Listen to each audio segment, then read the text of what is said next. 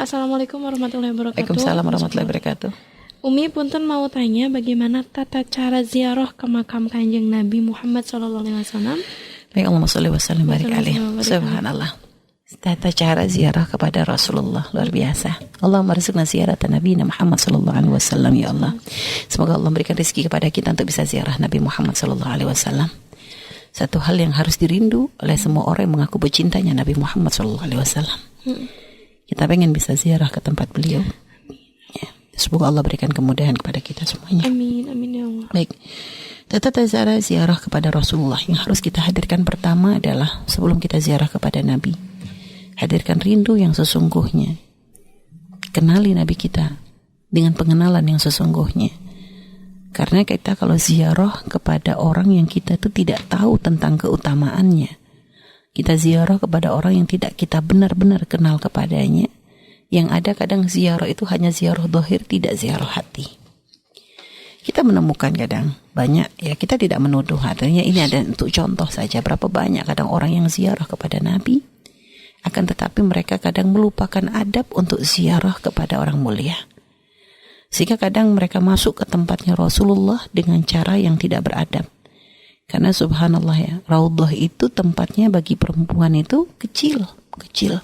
Akan tapi yang datang ribuan orang ingin masuk di tempat yang sangat kecil. Sehingga kadang begitu banyaknya orang yang pengen masuk untuk ziarah Nabi, untuk dekat kepada Nabi, masuk ke Raudhah itu, ada banyak yang kadang sampai rela berbuat dolim kepada orang lain. Ada yang sampai nginjek orang, ada yang sampai dorong orang, ada yang sampai kadang angkat suara. Mereka lupa. Kenapa? Karena mereka tidak mencoba memahami atau mengenali Nabi. Mereka hanya sekedar pengen masuk ke Raudhah karena katanya di situ adalah tempat mulia, karena di situ ada dekat dengan Nabi, tapi mereka nggak coba kenali Nabi. Nah, kalau mereka nggak kenali Nabi, bagaimana mereka bisa menghormati? Padahal sebenarnya ziarah kepada Nabi dalam keadaan hidup sama ketika ziarah kepada Nabi dalam keadaan beliau wafat. Artinya adabnya harus ada. Jadi jangan sampai kalau karena ini mengenali ini akhirnya menjadikan kita tuh bisa muncul rasa hormat, rasa kagum, adab ini muncul dari pengenalan. Kalau kita nggak kenal, coba kita nggak kenal bahwa bagaimana kemuliaan orang tersebut, maka ketemu dia ya biasa-biasa saja. Yang lihat ada orang alim misalnya nyamar pakai baju petani misalnya mungkin ya. Bukan kami merendahkan petani, hanya mungkin ya dengan pakaian begitu, ya kita kalau ketemu karena kita nggak tahu kalau dia adalah orang ulama, ya kita nyantai aja. Ketemu mungkin kita jalan-jalan biasa. Ya kenapa? Karena kita nggak tahu kemuliaannya. Tapi kalau ternyata dia adalah seorang, kita tahu dia adalah seorang ulama besar, seorang alim, seorang yang masya Allah, itu kan tentu kita ketika bertemu dengan orang itu baru ngelihat dari jauh aja udah beda rasanya, udah getar duluan, melihat dari jauh aja sudah bisa neteskan air mata. Lah ini kenapa? Karena kenal. Kita tahu bahwa dia adalah orang yang dicintai Allah, orang yang dekat. Itu kepada ulama saja kadang kita bisa punya rasa begitu. Bagaimana kita kepada Nabi Muhammad SAW?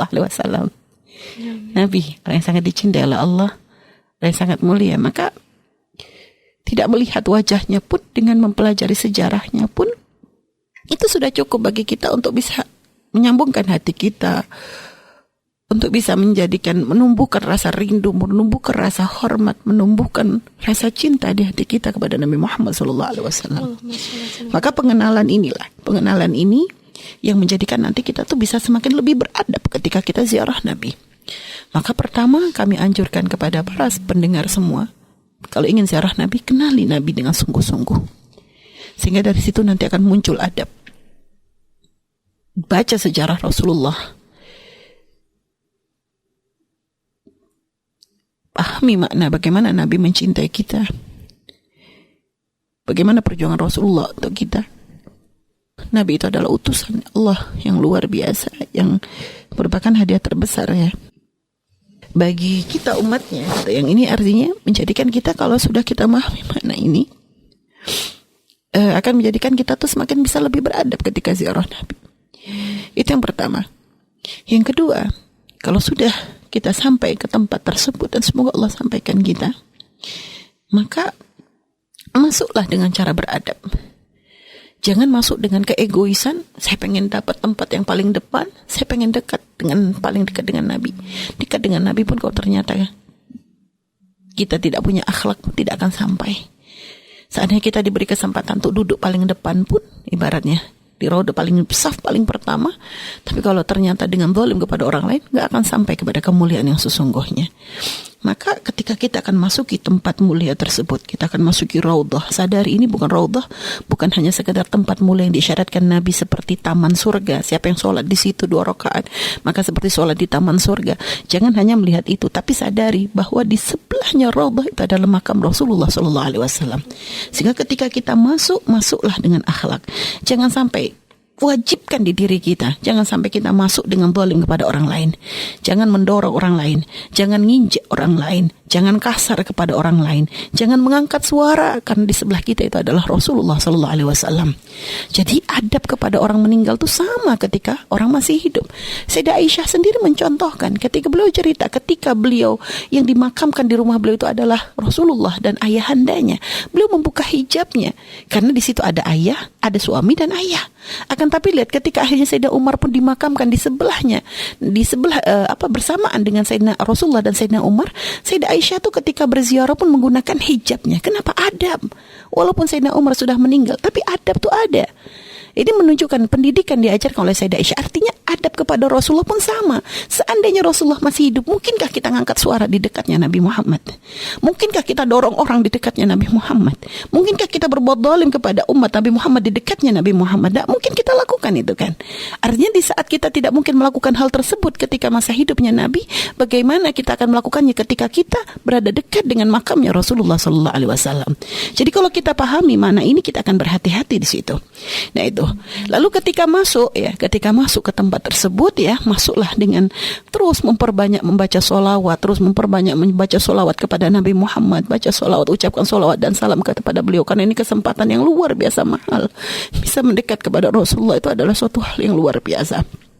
Maka perbanyak kita membaca sholawat dan salam kepada beliau. Lalu semudahnya kita untuk bisa beribadah, maka lakukan. Kalau memang ternyata terlalu berat untuk kita, misalnya kita membawa rombongan, terlalu berat untuk kita untuk benar-benar maju di saf yang paling depan gitu ya, untuk sholat di situ, ya sudah, semampunya kita untuk ibadah. Kalau kita bawa orang, jangan egois, sudah, yang penting orang-orang semuanya bisa sholat di situ, walaupun mungkin tidak tempat, yang penting sudah niatnya itu insya Allah nyampe. Karena memang jangan sampai maksain, karena kadang subhanallah kami menemukan banyak orang kalau sudah di tempat-tempat tersebut tiba-tiba menjadi orang yang paling egois. Jadi kadang sudah nggak takut dorong orang, injek orang apa, sampai bahkan kalau sudah bisa dapat kesempatan sholat di raudhah itu kayak milik dia sendiri, sampai kadang sholat sampai berokaat terus diulang lagi setelah salam sholat lagi, nggak mikir bahwa ada ribuan orang antri di belakang dia. Nah, inilah keegoisan, kebodohan dalam ibadah. Dia pikir dia bisa sampai kepada Allah dengan cara begitu, nggak bisa, karena keegoisan itu akan menjadikan amal kita terhapus. Islam nggak pernah mengajarkan kita untuk egois, hanya mikirkan diri sendiri. Jadi bahkan kalau urusan sunnah wudhu itu ada, akan tetapi kalau ternyata sunnah ini bertentangan dengan kemaslahatan orang banyak, maka sunnah tidak lagi jadi sunnah. Jadi kalau misalnya kita pengen sholat, pengen wudhu, nggak tahu di belakang kita nih antriannya panjang, maka jangan mikirin sunnahnya, kerjakan yang wajib saja supaya antrinya nggak sampai menjadikan orang-orang tuh marah. Sholat pun begitu, tempat sholat sempit, ya, masjid misalnya, maka ketika kita sholat ternyata antrian panjang, banyak orang sholat, ada orang-orang menunggu di belakang kita karena memang tidak ada tempat, maka sudah, saya sholat fardu saja, jangan tambahi dengan zikir atau sholat sunnah, maka itu lebih utama. Maka sama di raudhah pun begitu, kalau sudah ternyata kita bisa 2 rakaat, jangan tambahin lagi, di belakang kita ada banyak saudara-saudara kita yang antri, mereka pun pengen sholat di situ. Inilah, maka yang paling penting nih, pangkas egois, jangan hanya berpikir pengen ibadah sendiri. Semua orang ingin beribadah di tempat tersebut, bahkan kalau perlu kita tolong orang lain untuk bisa ibadah. Kalau kita sudah bisa diberikan kesempatan untuk ibadah, bantu orang lain untuk bisa ibadah di tempat tersebut. Ini loh akhlak yang harus dijaga, dan ini yang paling banyak dilanggar, karena orang kalau sudah gitu egois, pengennya dapat paling banyak, dipikir sholat berulang-ulang pahalanya dia akan double. Tidak ada. Kalau dia zalim dengan orang, hilang pahalanya. Gak bisa. Urusan dengan umat, urusan dengan manusia ini dijaga, hendaknya dijaga. Ahli ibadah pun kalau zalim sama kucing aja jadi ahli neraka kok. Ya, bagaimana kalau urusan ini bukan dengan kucing, ini dengan umat Nabi Muhammad. Lihat, subhanallah. Maka ini yang harus diperhatikan ya. Insya Allah Kita dibimbing oleh Allah untuk bisa beribadah dengan beribadah kita ini tidak dengan hawa nafsu kita, tidak dengan keegoisan kita, tapi dibiringi dengan kesadaran di hati kita, ya, bahwa ibadah kita ini ada cara kita untuk sampai kepada Allah, cara kita untuk bisa sambung dengan Nabi Muhammad SAW, sehingga dengan itu ibadah kita menjadi lebih bermakna. Baik, itu tadi yang harus dipahami dalam ziarah Nabi, adabnya. Kenali Rasulullah, lalu setelah itu masuk dengan tata cara yang sopan, hadirkan bahwa seandainya Nabi di depan kita, apa yang kita lakukan, adab apa yang akan kita lakukan, jadi seperti apa, bagaimana kita bersikap. Ini setelah itu jangan egois ketika ibadah. Insya Allah itu sudah yang luar biasa, paling penting yang harus diperhatikan. Semoga siapapun yang diberikan kesempatan untuk bisa ziarah Nabi Muhammad, dan semoga kita semua diberikan kesempatan tersebut. Amin, amin. Semoga menjadi ziarah yang diterima, dan jangan lupa siapapun yang sudah bisa lebih dulu ke sana, sampaikan salam kami kepada Rasulullah Sallallahu Alaihi Wasallam. Dan insyaallah ya, semoga Allah terus Allah mudahkan kita untuk ziarah Makkah dan Madinah insyaallah. Bismillah, insyaallah husnudzan billah. Enggak usah Kak, saya enggak punya duit, enggak. Yang bisa menyampaikan kita ke sana adalah Allah, bukan duit kita. Insyaallah tambahkan, tabung rindu dari sekarang, tabung rindu terus kepada Allah, kepada Rasulullah SAW. Rindukan kita untuk bisa ziarah Makkah, rindu kepada ziarah Madinah, rindu itu yang bisa menjadikan kita sampai di sana. Insyaallah, wallahu a'lam bishawab.